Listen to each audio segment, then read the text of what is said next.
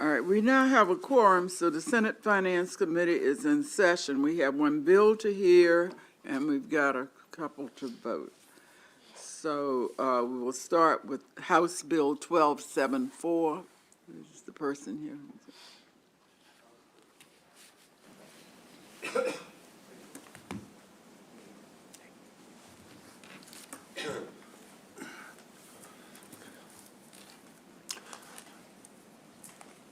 Okay.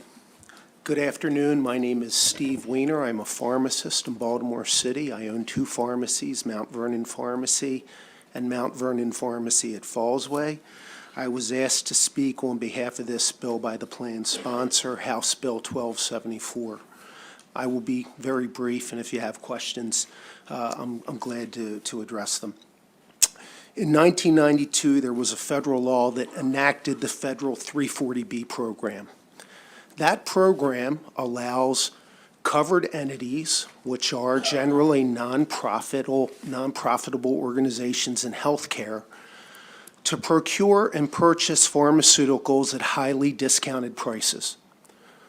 The covered entities and nonprofits have been doing that for almost 30 years, and they've used the revenue from those inexpensive pharmaceuticals to expand services to their indigent patients.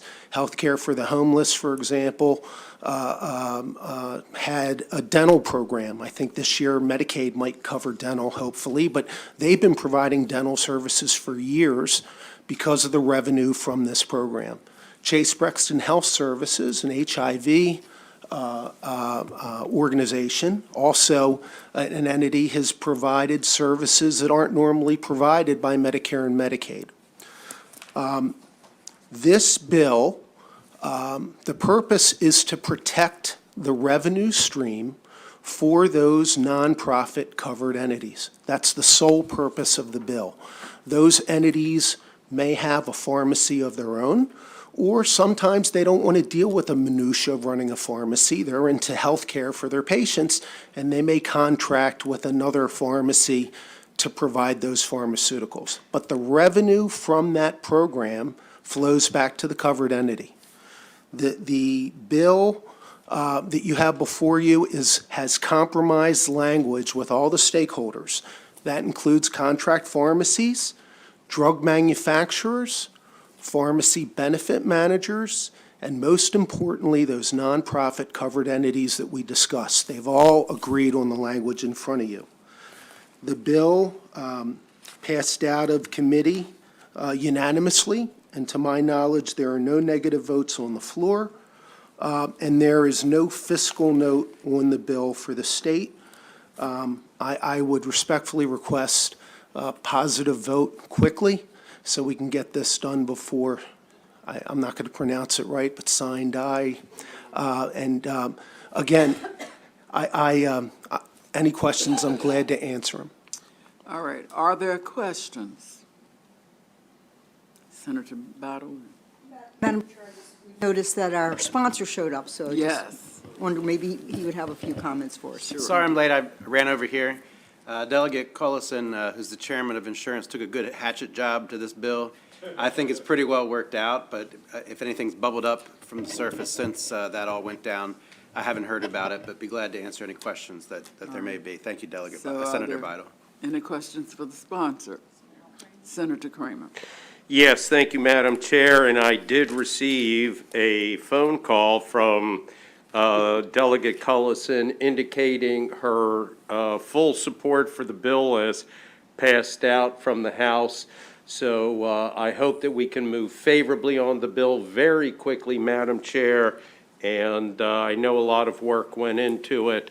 So I hope we can get it quickly voted, and time is running short. Okay. Second. All right, I will say that I was impressed with the number of entities that don't always get along who are all in agreement. Okay, so we've got a motion and a second. All in favor, raise your hand. All right, that's unanimous. Thanks, everyone. Thank you, Chairman. Thank you.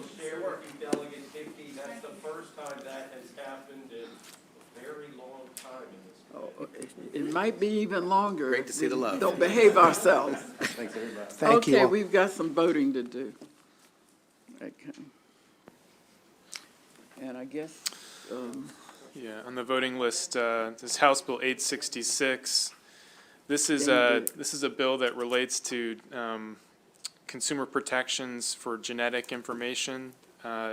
Establishes consumer protections relating to the use of genetic data by direct-to-consumer genetic testing companies.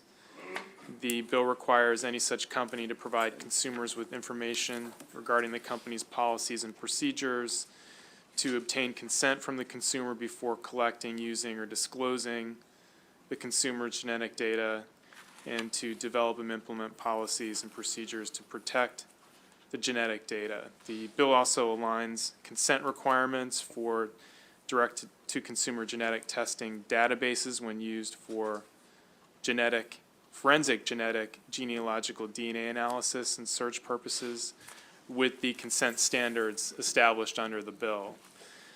There's a reprint here that has some amendments that Senator Feldman is offering to address a couple comments that were raised by the Attorney General. I think there's still one point of difference, and which I can speak to in the reprint. But if you go to starting on page 3 of 9 of the reprint, there is the House exempted entities engaging in research conducted in accordance with certain federal standards, the common rule. These are, biotech or pharmaceutical companies engaged in research. I think there was some lack of clarity in the way that was executed. So the amendment, if you go to page 5 of 9 of the bill, does this a different way. It exempts genetic data or biological samples collected for the purpose of research that is conducted in accordance with the federal policy for the protection of human subjects, which is known as the Common Rule, the Good Clinical Practice Guidelines issued by the International Council for Harmonization, or the U.S. Food and Drug Administration Protection of Human Subjects. There's also some language that was, I think, maybe inadvertently included relating to the definition of genetic data at the top of the page. And so the amendment strikes some language that the House added to make sure that there wouldn't be a loophole created for certain type of genetic data when used for research purposes. The point of difference has to do with really one phrase. I think the Attorney General has been pushing for language that would exempt genetic data collected for the purpose of research that's conducted subject to, that's what they would be looking for, subject to these certain federal standards. But I think feedback from pharma and others in the research community are saying that would only exempt research that's federally funded. And there are other types of clinical trials research that is not federally funded. And that's the kind of research that's conducted in accordance with these federal standards. And so their position is that these research studies have informed consent procedures for individuals who are participating that are subject to institutional review board approval, and that those research studies could potentially be in conflict with some of the requirements for these applicable to these direct-to-consumer testing companies. So the amendment here accepts this language that would exempt these entities who conduct research in accordance with these federal standards, in alignment with the request for some of these biotech research entities. And then I think that's it. I'll just notice just maybe that just walk through the different protections which we've seen before. Can I just add one thing? We had this long conversation about the biometric bill. Okay, this is a much, much, much narrower bill. We're talking specifically these direct-to-consumer, we're talking like 23andMe, Ancestry.com, direct-to-consumer. So all that big conversation about the broad, this is specifically consent disclosures on these, testing kits for genetic, just to make some compare. It's not that conversation anymore. Back to Okay. Patrick. Senator Bidle. Thank you, Madam Chair. So I see a note at the top that says Feldman Amendment, so you had the cross-file in the Senate, Senator Feldman? No?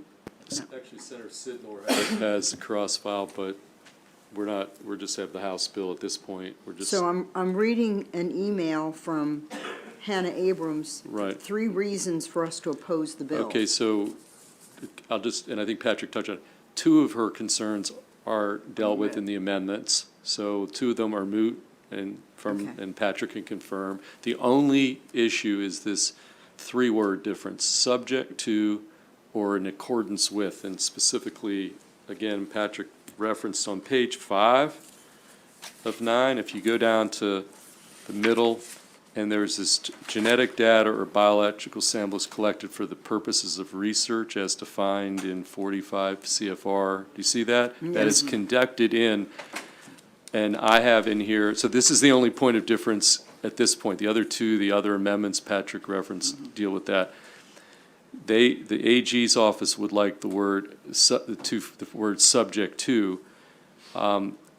Here, we've got in accordance with, and the bottom line, and I think Patrick touched on it, is these clinical trials, and COVID-19 is one example. Some of the COVID-19 clinical testing did not receive federal money. It's sort of before it's subject to the federal regime, and if you went with this subject to, and Patrick can weigh in, you'd be bringing in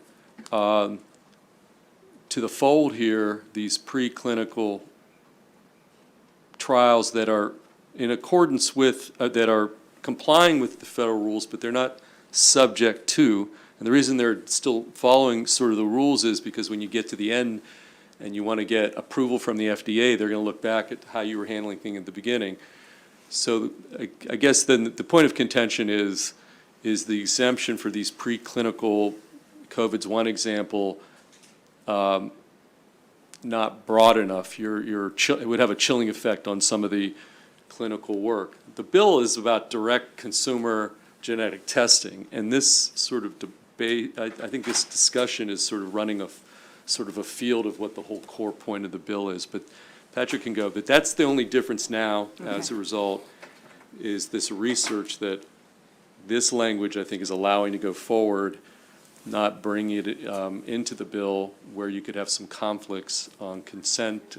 So the alternative to the subject to was what? Well, we're having in accordance with, which In is accordance with. is different, but Okay. I'm happy to discuss it further. But that's really Okay. the only difference at this point between the AG and the. All right. What is your pleasure? All right, Senator Bidle moved favorable, and who seconded? Reedy seconded. Okay. All in favor, please raise your hand. All right, that's unanimous. Thank you. All right, we've got some concurrence. Oh, these take a second. The first concurrence is Senate Bill 380. This is Senator Benson's bill that takes you back to allowing additional folks at youth camps to dispense EpiPens. It expands it to nurse practitioners. When the amendments were drafted, they didn't reflect the term nurse practitioner correctly. So the House, who speaks better health occupations than I do, corrected all that. And so you now have a bill as amended by the House that would be the same as the House bill that has already passed the Senate. All right, any discussion on the motion? Not if you're ready for the question. All in favor, please raise your hand. All right, that's unanimous. Okay.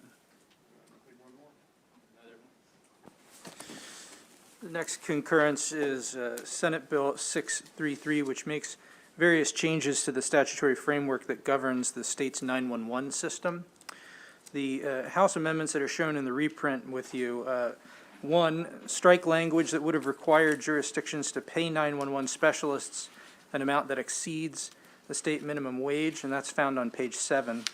On page 9, the amendment strikes language, or, inserts language that requires the state 911 board to submit in its annual report to specified committees and include certain additional information in the annual report for 2022 through 2027.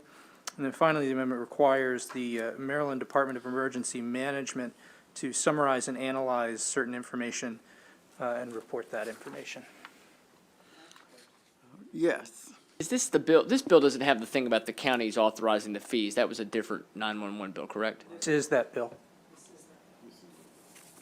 I was trying to find it in here. I can direct you to it. Where is it in the reprint? Please, sorry, where is it,